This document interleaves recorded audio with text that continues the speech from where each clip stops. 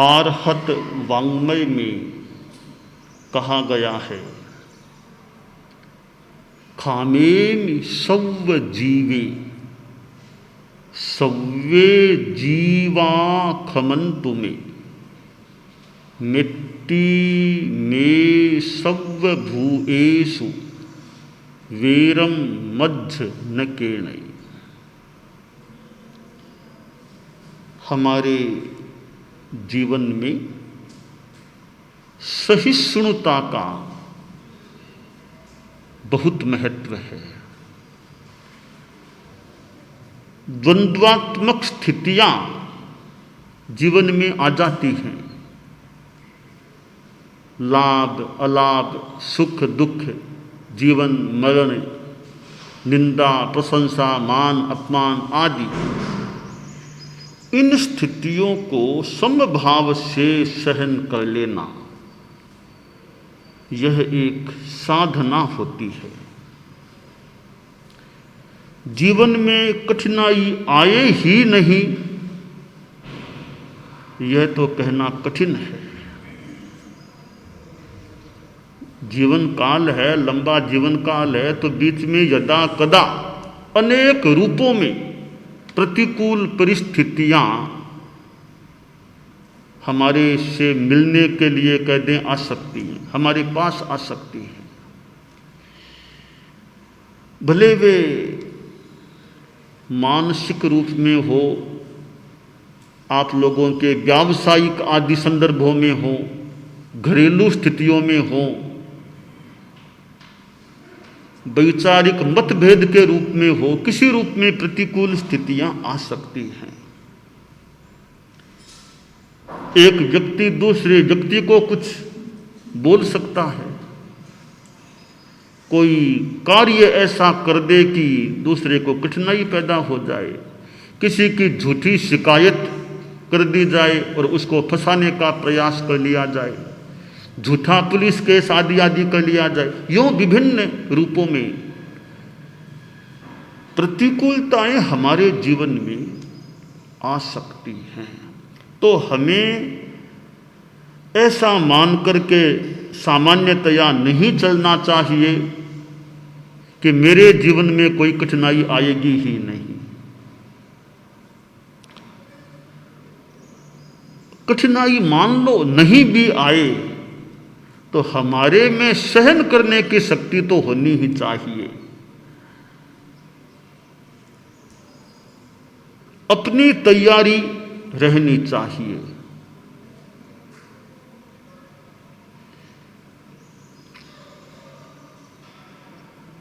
अपनी तैयारी होती है, फिर कोई कठिनाई नहीं, चिंता नहीं। कठिनाई आएगी तो आ जाएगी, समभाव से हमें सहन करना है, शांति रखना है।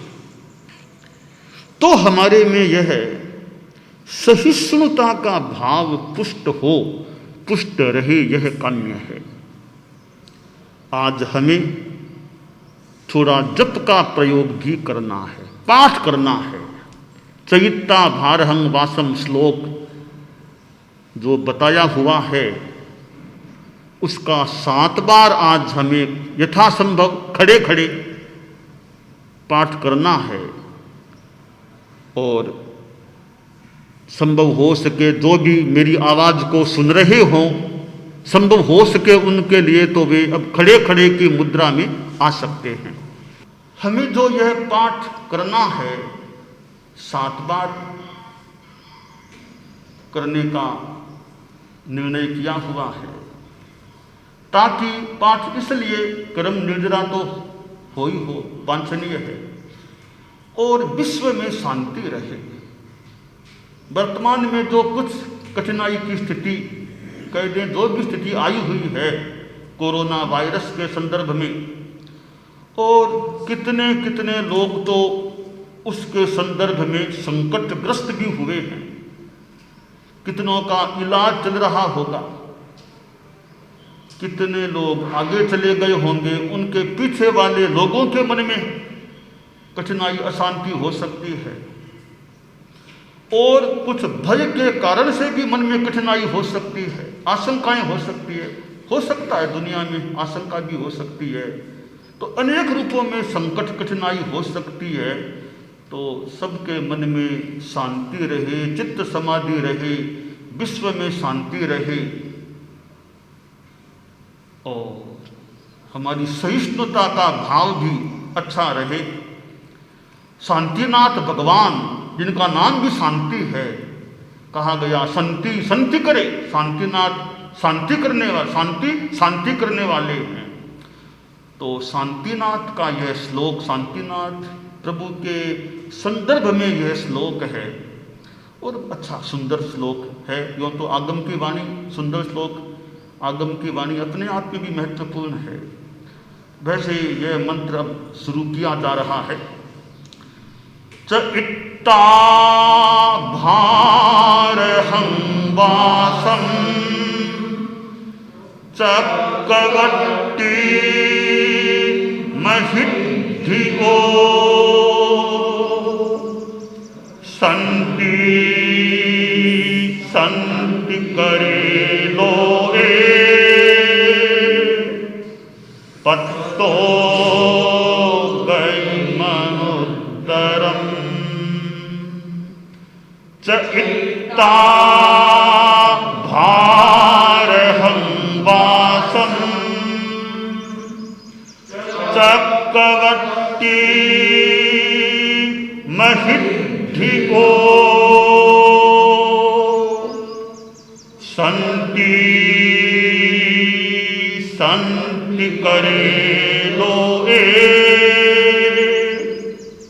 पत्तो गैमनुत्तरम्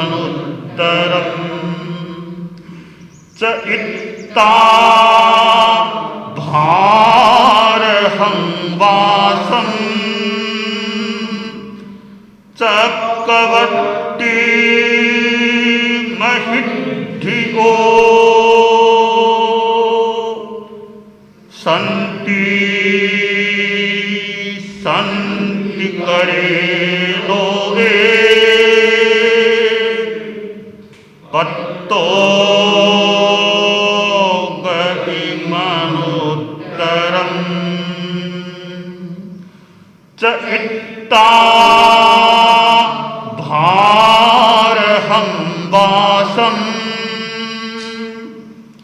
चक्रवर्ती महिद्धिको संति संति करे लोए पत्तो गैमनुत्तरम् च इत्ता भारहं वासं चक्रवर्ती महिद्धिको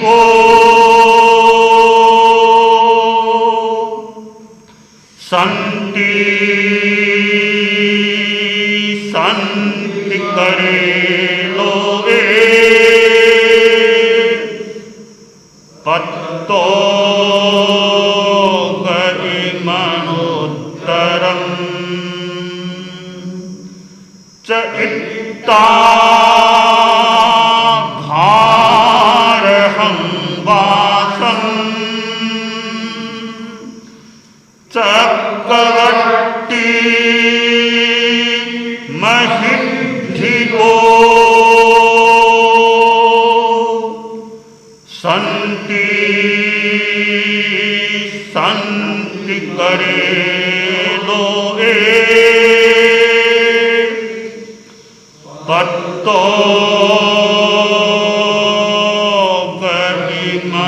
गैमनुत्तरम् च इत्ता भारहं वासं चक्रवर्ती महिद्धिको संति संति करे लोए पत्तो गहिमनुत्तरम् पत्तो गहिमनुत्तरम् पत्तो गहिमनुत्तरम्। हमारी आध्यात्मिक मंगल कामना है कि पूरे विश्व में चित्त समाधि फैले, शांति फैले, शांति रहे, चित्त समाधि रहे, मन में शांति रहे, मन में आतत ध्यान न हो, समता शांति का भाव, चित्त समाधि का भाव रहे। और जो संकटग्रस्त लोग हैं उनमें भी मनोबल, समता भाव, शांति का भाव रहे, अभय का भाव रहे। समता भाव, अभय भाव, मैत्री भाव, समता अभय का भाव पुष्ट रहे, हमारी यह मंगल कामना है। और बार बार शुभाशंसा कि विश्व में शांति शांति शांति रहेगी। क्षमा का भाव जब पुष्ट होता है तो आत्मा में अभय का भाव भी पुष्टता को प्राप्त हो सकता है। क्षमा के साथ मैत्री जुड़ी हुई है। किसी से बैर नहीं, विरोध नहीं, किसी ने कुछ कह दिया तो भी क्षमा क्षमा, कोई बैर विरोध नहीं। ऐसे व्यक्ति में अभय की चेतना वृद्धिंगत हो सकती है। क्षमा के संदर्भों में एक संत की बात या काल्पनिक या जो भी है, कितनी क्षमा की भावना संत में थी। एक संत एक आश्रम में रहा करता था और सुबह सुबह भ्रमण के लिए जाता। नदी के आसपास भी चला जाता, वहाँ पास में नदी भी थी, पेड़ पौधे भी थे, बीच में थोड़ी थोड़ी बस्ती भी आती थी, कहीं कहीं कोई घर भी आता। प्रायः मार्ग एकांत सा था। संत जब भ्रमण के लिए जाता तो कोई कोई घर आता, एक कोई थोड़ा फूटा हुआ घर सा था, वो भी मार्ग के पास में आता। उसमें एक आदमी रहा कर, अकेला आदमी रहा करता था। और संत जब उसके मकान के समीप से, पास से गुजरता तो पहले से वह कोई कूड़ा करकट गंदगी एक बर्तन में तैयार रखता। संत आता उसमें फेंकता, संत के कपड़े शरीर उस गंदा भी हो जाता। ये एक दिन नहीं, 2 दिन नहीं, 4 दिन नहीं, महीने महीने बीत गए, अनवरत उसका यह क्रम चलता था। और संत जो ये गंदगी आती थोड़ा झाड़ लेता, आगे बढ़ जाता, कुछ भी नहीं बोलता, आक्रोश की दृष्टि से भी नहीं देखता उस आदमी को, आगे चला जाता, फिर आ जाता। 100 बार से ज्यादा यह क्रम हो गया। एक दिन संत सदा की भांति भ्रमणार्थ निकला, जा रहा था। वह फूटा हुआ घर आया, पर वो आदमी आज बाहर नहीं था जो गंदगी फेंका करता था। तो संत के मन में आया कि रोज तो वह आदमी यहाँ मिलता है, गंदगी मेरे में फेंका करता है, आज क्या हुआ, वो क्यों नहीं दिख रहा है, क्या बात हुई।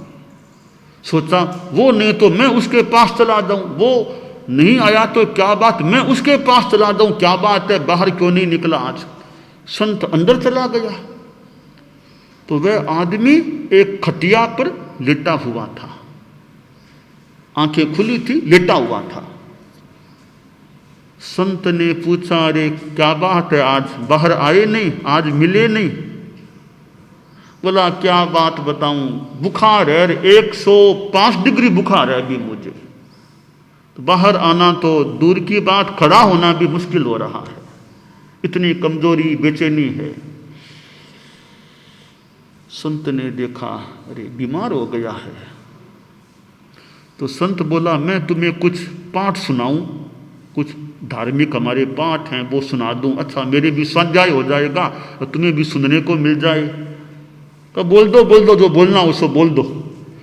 तो संत वहाँ छोटी सी कोई कुर्सी थी कि कुर्सी ले लूँ कहाँ, ले लो बैठ जाओ कुर्सी पर। संत बैठ गया, पाठ बोलना शुरू किया। कुछ धार्मिक पाठ 15-20 मिनट तक बोले। बोलते बोलते जब करीब 20 मिनट पूरे हो गए तो उस आदमी को लगा अब तो मेरे कुछ ठीक है, अब तो मेरे कुछ ठीक हो रहा है। तो वह बैठ गया कि बाबा अब तो कुछ ठीक हूं मैं। खड़ा हो गया, अब तो बहुत ठीक लग रहा है मेरे, लगता है बुखार कम हो गया काफी। कहा ठीक है अब मैं जाऊं, ठीक है ना, अब मैं जाऊं। अब वो आदमी रोने लग गया कि बाप जी जाओगे कहां? तो आदमी नीचे बैठा और संत के चरणों में माथा रख दिया कि बाप जी आप कहां जाओगे, मुझे छोड़ के जाओगे? कि भी मैं तो अब अपने आश्रम में उधर जाना है।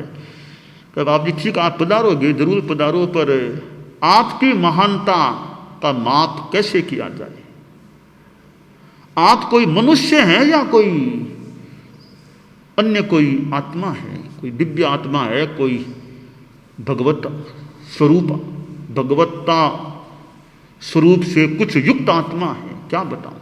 देखिए मैं तो एक नीच आदमी हूं, मैं तो आप जैसे संत में 100 बार से ज्यादा मैंने गंदगी फेंकी उसी, मतलब नहीं मेरे, आपने क्या मेरा बिगाड़ा, क्यों मैंने गंदगी फेंकी? तो दिमाग में था कि ये संत लोग हैं, ऐसे हैं, मैंने गंदगी फेंकनी शुरू कर दी। किसी ने कह दिया संत लोग ऐसे हैं, कुछ नहीं है, तो मैंने मन में आ गया और गंदगी फेंकना शुरू कर दिया। आपने आज तक मुझे कुछ नहीं कहा, मुंह से तो बोलना दूर, आंख से भी आपने आक्रोश के साथ मुझे नहीं देखा। आपके चेहरे पर कभी कोई गुस्से की रेखा तक मैंने नहीं देखी। मैंने आपके साथ ऐसा व्यवहार किया, नीचता का व्यवहार। आपने मेरे जैसे नीच पर भी उपकार किया है। आपके मैं क्या लगता हूं? उल्टा मैं तो आपका नुकसान करने वाला, अवहेलना करने वाला, आपके मैं क्या लगता? आप क्यों मेरे भीतर घर में पधारे? पधारे नहीं, मैं बीमार था तो आप मेरे पास विराजे, मानो कि कोई प्रिय पिता अपने बेटे के पास आकर के बैठा हो। इतनी कृपा मेरे पर की। और आपने तो मुझे ऐसे पाठ सुनाए हैं धार्मिक, पता नहीं क्या आपके पाठ है, मैं तो जानता नहीं हूं, मुझे सुनने में बड़े अच्छे लगे आपके पाठ। इतने अच्छे पाठ आपने सुनाए, पाठों को सुनने में मेरा मन भी लग गया। पता नहीं क्या हुआ, मेरा बुखार भी बहुत कम हो गया लगता है। तो संत प्रवर, दुनिया में संत तो और भी होंगे, मुझे पता नहीं कौन कौन कहां पर, मैंने तो आपको विशेष देखा है। आपकी संतता के सामने मेरा मस्तक प्रणत है। और अगर मैं क्षमा के योग्य लगूं आपको तो मुझे माफ कर दो। पता नहीं मैं क्षमा के लायक भी हूं या नहीं, जो मैंने व्यवहार किया आपके साथ, पर आप जैसी महान आत्मा है, मैं आशा करता हूं मुझे जरूर क्षमा दान दे देंगे।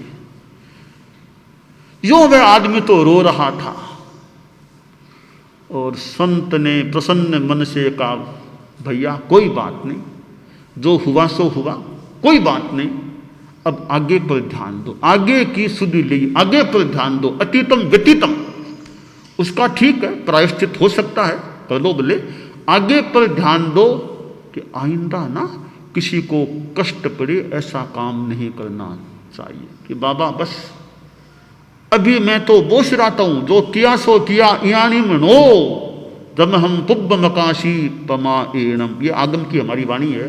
जो मैंने किया सो किया, अब आगे वो काम नहीं करूंगा जो पहले प्रमाद से कर लिया। बस अब तो मैं आप जैसे संतों की और जनता की जो पवित्र आध्यात्मिक सेवा मेरे से हो सके वो करना चाहूंगा, और ऐसा दुर्व्यवहार तो कभी मेरे द्वारा नहीं हो, यह एक संकल्प करता हूं।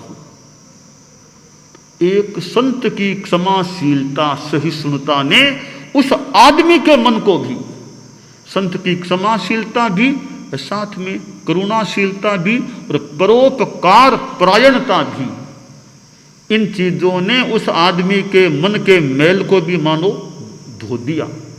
मन धुल गया और वह जो नीच व्यवहार करने वाला आदमी भी आज एक मानो फिर वो अच्छा आदमी बन गया।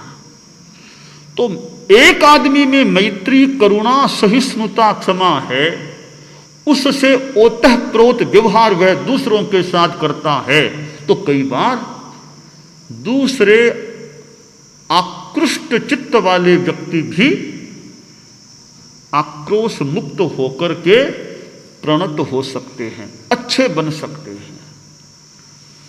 तो यह सहिष्णुता एक जीवन का बढ़िया गुण होता है। श्लोक में जो कहा, खामे में सब जीवे, मैं सब जीवों को क्षमा दान देता हूं, सबको क्षमा करता हूं, तो क्या यह अहंकार हो गया कि मैं दान देता हूं? नहीं नहीं, सब्बे जीवा खमंतु में, सारे जीव मुझे भी क्षमा दान दें, मैं दूर मुझे भी दें, हम सबका आपस में क्षमापूर्ण व्यवहार, मैं क्षमा देता हूं, दूसरे भी मुझे क्षमा कर दें। मिट्टी में सब भूएसु, सब प्राणियों के प्रति मेरे मन में मैत्री भाव, सबके साथ मैत्री, सबके साथ मैत्री, मैत्री मैत्री मैत्री, वैरम मज्ज न के नहीं, किसी के साथ मेरा वैर नहीं है। इतना सुंदर भाव वाला श्लोक है। दिन में एक दो बार इसको याद कर ले, सोने से पहले कभी याद कर ले बड़ी भावना से। खामे सब जीवे, सब्बे जीवा खमंतु में, मिट्टी में सब भूएसु, वेरम मध्य न केणई। तो इसको याद करके भी अब सोने का समय, जो भी समय है, कि मेरा सबसे खमत कामना है, मेरा सबसे खमत कामना, सब जीवों से खमत कामना, मैं सबको क्षमा करता हूं, सब मुझे क्षमा करें, किसी के साथ मेरा वैर नहीं, सबके साथ मेरा मैत्री भाव है, सबके साथ मैत्री है, कोई वैर नहीं है। यूं अपने मन को साफ रखना चाहिए। दिन भर में कुछ किसी के साथ हुआ भी हो, बोलचाल, लड़ाई झगड़ा, तो बस कम से कम रात को सोने से पहले तो मैत्री का अनुभव कर लें और दिन भर में हुई बातों को एक तरह से विदाई दे दें, खत्म कर दें, मन को साफ कर दें। तो क्षमा बड़न को होत है, छोटन को उत्पाद। क्षमा बड़ा आदमी कर सकता है, शक्ति होने पर भी क्षमा कर देना। मार सके मारे नहीं ताको नाम बर, मारने की क्षमता, 2 की 4 सुनाने की क्षमता, फिर भी 2 की 4 नहीं, 2 की 1 भी नहीं, कुछ नहीं सुनाना अपना। सुन लो, सुनाओ मत। कोई बोले तो सुन लो, कड़ा बोले तो सुन लो, वापिस आक्रोश में आकर सुनाना नहीं, सुन लो शांति से। क्षमा भाव रखो, समता भाव रखो। समता धर्म है, सहिष्णुता धर्म है, क्षमा धर्म है। इस धर्म की आराधना करने वाला व्यक्ति कल्याण की दिशा में आगे बढ़ता है। संस्कृत व्याकरण में आता है, बातों शब्दों की वो सिद्धि आदि के संदर्भ में, सर्वम सहो मुनि ही, सर्वम सहा पृथ्वी, कि 2 सर्वम सह होते हैं। एक तो मुनि सर्वम सहो, सब कुछ सहने वाला मुनि होता है, या सब कुछ सहने वाली पृथ्वी, सर्वम सहा पृथ्वी, पृथ्वी होती है। तो पुडवी समो मुनि हवेज्जा, आगम में कहा गया कि मुनि कैसा हो? मुनि पृथ्वी के समान, पृथ्वी जैसे सहन करती है वैसे सहन करो। पृथ्वी पर कोई थूके, कोई खोदे, कोई कुछ करे, पृथ्वी शांति में, मतलब बोलती नहीं है शांति। तो साधु भी कुछ भी कर दो, कोई थूक भी दे साधु में, तो भी शांति शांति शांति समता। तो साधु को पृथ्वी जैसा सर्वम सह होना चाहिए। साधु को तो होना ही चाहिए। आप लोग जो गृहस्थ हैं उनको भी प्रयास करना चाहिए कि क्षमा रखो, कम खाओ गम खाओ, नम जाओ, कम खाना गम खाना और नम जाना। खाने में कम, ज़्यादा मत खाओ, शांति रखो। गम कौन? शांति रखो, क्षमा रखो, नम जाओ, जहाँ नमने के लायक हो तो वहाँ नम जाओ। फिर तो हम क्षमा का विकास करें, यह काम्य है।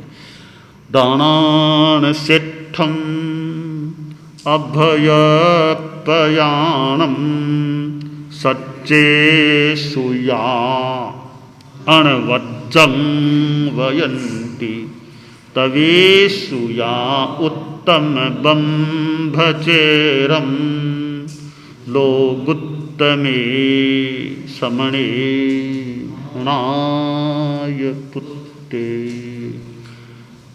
अरहंता मंगलम, सिद्धा मंगलम, साहू मंगलम, केवली पन्नतो धम्मो मंगलम।